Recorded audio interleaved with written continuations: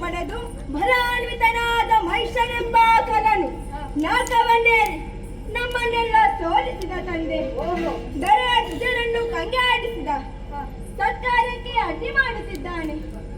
ಧರಾದೇವಿ ಅವನನ್ನು ಎಂತು ಹೊರುತ್ತಾಳೋ ಶಿವರೇ ಬಲ್ಲ. ದಾರಿ ತೋರ ತಂದೆ.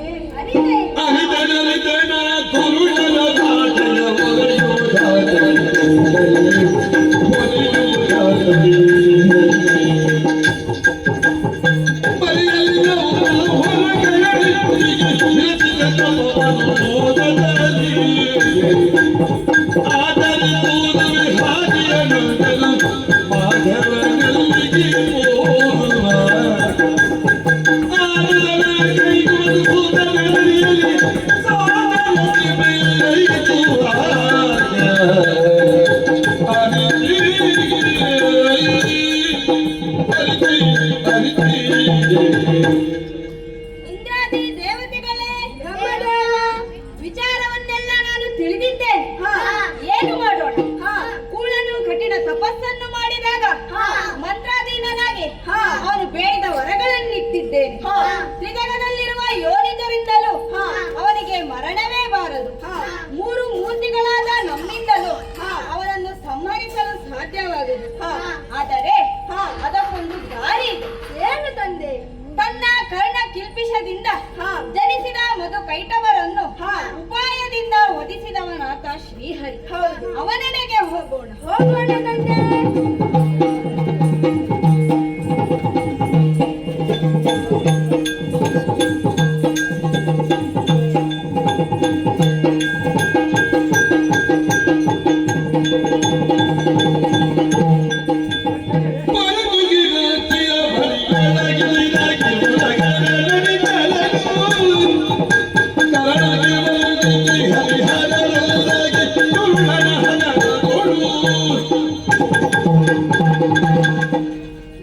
ಲಯಾಧೀಶನೇ ಬಂಧಿಸಿಕೊಂಡಿದ್ದೇನೆ. ಶ್ರೀಹರಿಗೆ ವಂದಿಸಿಕೊಂಡಿದ್ದೇನೆ. ಪರಮೇಶ್ವರ, ಶ್ರೀಹರಿ ಎಲ್ಲಿ ನೋಡಿದರೂ ಮಹಿಷನ ಅಟ್ಟಹಾಸವೇ. ಅವನ ನಾಶಕ್ಕಾಗಿ ಕಾಣುತ್ತಾ ಇರುವ ಚಂದ್ರಕಾಂತ ಶಿಲೆಯಲ್ಲಿ ಕುಳಿತು ಯೋಚಿಸೋಣ ಬಾಯಿಗೆ.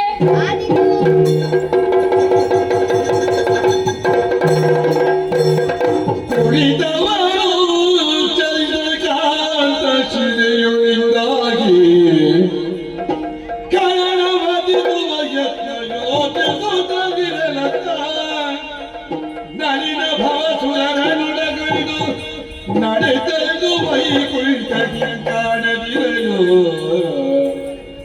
ಪೈಗೈಲಾದ ಕೈತರನಾಗ ಪುಲಗರನು ನಿಲಯದೊಳಗಿಲ್ಲದಿ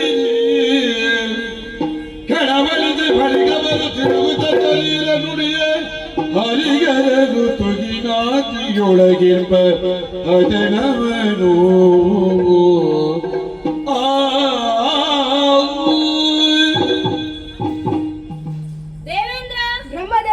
ವೈಕುಂಠಕ್ಕೆ ಹೋದರೆ ನಾರಾಯಣನಿಲ್ಲ, ಇಲ್ಲ. ಹಾಗೆಂದು ಕೈಲಾಸಕ್ಕೆ ಹೋದರೆ ಪರಶಿವನೂ ಇಲ್ಲ.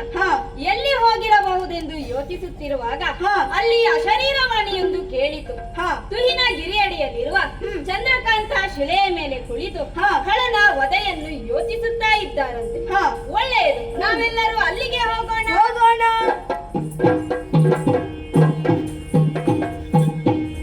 ಹರಿಹರ ಪದಕಿ ಸಕಲರು ತುರುಳ ಮಗೇಶ ತುರನ ಉಪನರ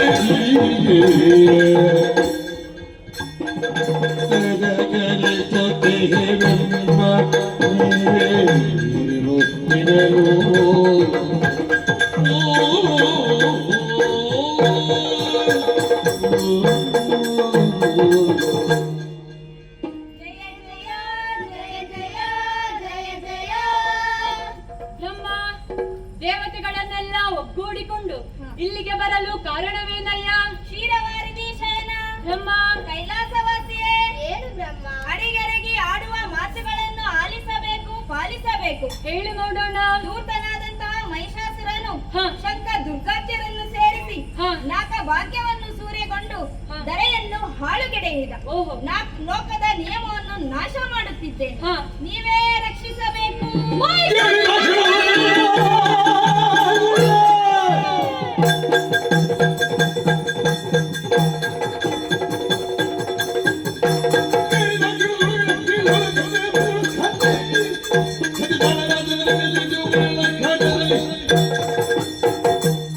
ಅಜ್ಜ ಭವ ಸುಲಭ ಮುಖ್ಯರೇ, ಶ್ರೀಹರಿ. ದುರುಳ ಮಹೇಶನು ಮಿತಿಮೀರಿ ನಡೆಯುತ್ತಿದ್ದಾನೆ. ಅವನ ನಾಶಕ್ಕಾಗಿ ನನ್ನಲ್ಲಿರುವಂತಹ ದಿವ್ಯ ತೇಜಸ್ಸನ್ನು ಹೊರಗಡೆ ಇದ್ದೇನೆ.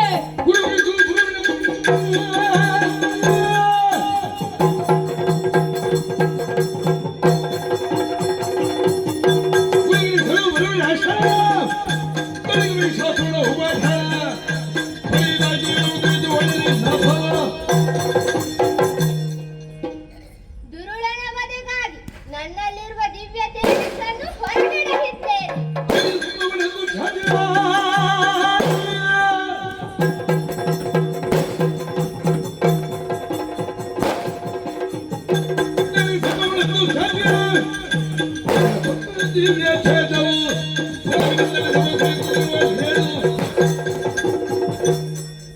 ಅವನ ವಧೆಗಾಗಿ ರಜೋಗುಣದ ದಿವ್ಯ ತೇಜಸ್ಸನ್ನು ಹೊರಗೆಳೆದಿದ್ದೇನೆ.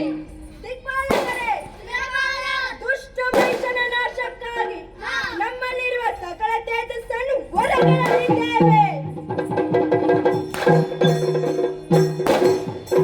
ಮೂರ್ತಿಗಳ ಮುಖದಿಂದ ಬರಲಿದ ತೇಜ ನಾರು ದಿಕ್ಪಾಲಕರ ತೇಜ ಒಂದಾಗುತ್ತಲಿ ನಾರಿಯಾಠದಿ ಥಳೆದು ಧರೆ ಸುರರು ಜಯ ಜಯವೆಂದು ಮುತಿಗೈದರು.